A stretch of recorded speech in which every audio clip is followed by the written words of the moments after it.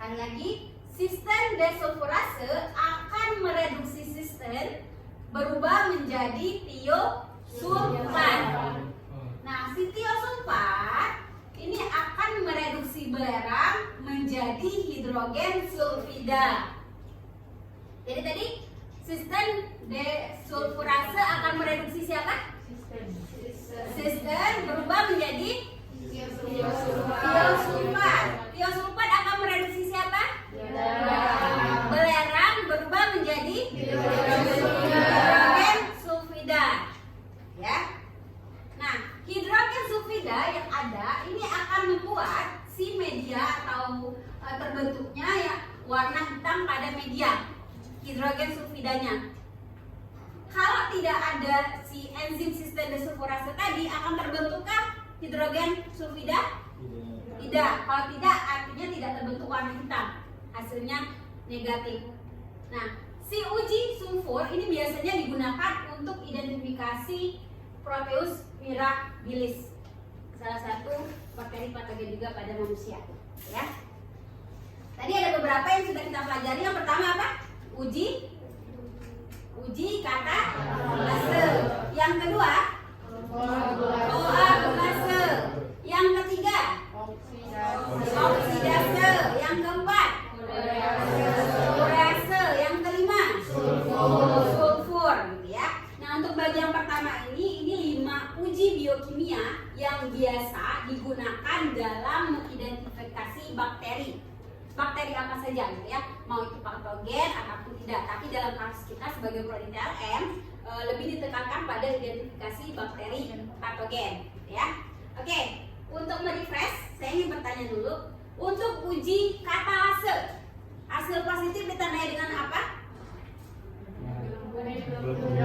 Adanya gelembung. Ada yang bisa menjawab kenapa bisa terbentuk gelembung pada hasil yang positif? Ayo. Karena apa? Ada oksigen. Ada yang bisa menangkap nggak kenapa pada uji katalase hasil positif itu ditandai dengan terbentuknya gelembung-gelembung?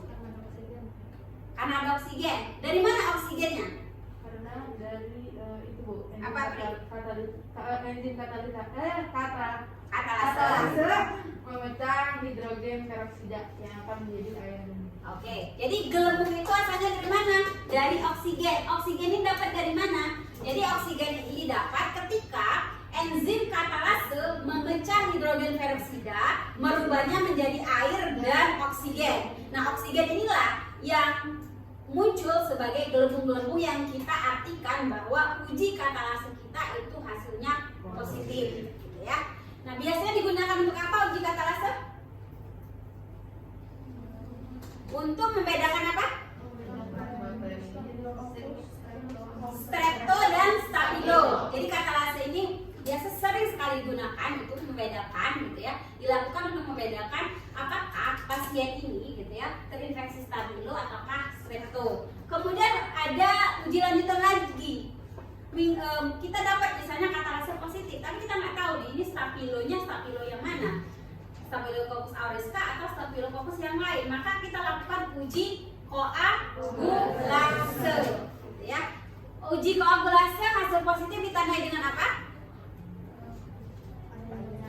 Adanya aglutinasi, karena enzim koagulase ini akan aglutinasi si plasma darah. Hasil positifnya ditandai dengan terbentuknya aglutinasi, gitu ya.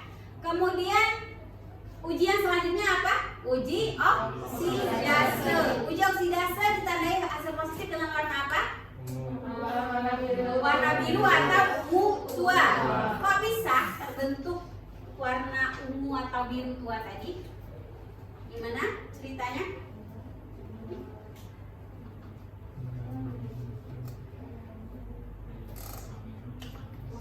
Oksidase tadi enzim yang dihasilkan apa?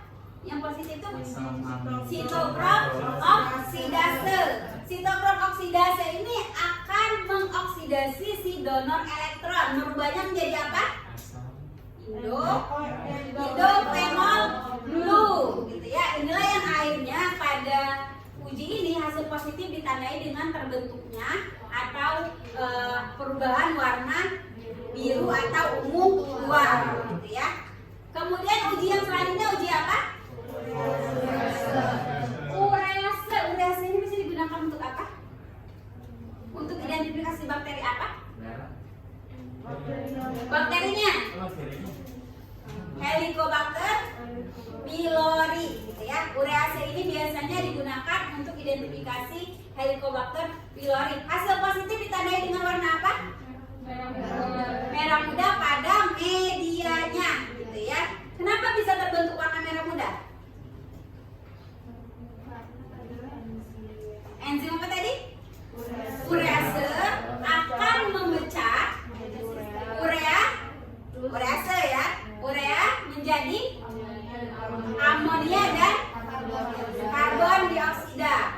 Nah, amonia ini yang akan menyebabkan pH-nya berubah menjadi basa, artinya pH-nya naik. Nah, ketika terjadi perubahan pH menjadi basa, medianya berubah menjadi merah muda.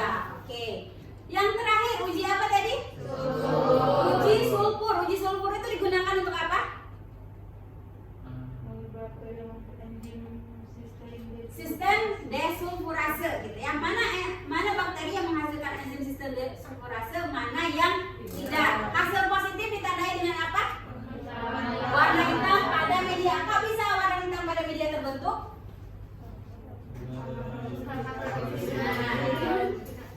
Sistem desulfurase akan mereduksi, sistem berubah menjadi tiosulfat. Tiosulfat direduksi belerang menjadi hidrogen sulfida. Nah, hidrogen sulfida inilah yang